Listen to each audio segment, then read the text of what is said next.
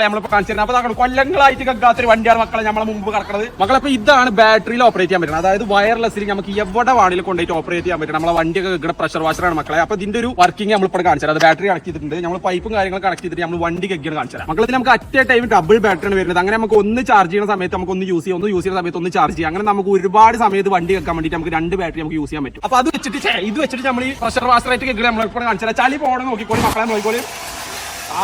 പവറിങ്ങനെ നോക്കി മക്കളെ, പവറിങ്ങനെ നോക്കി.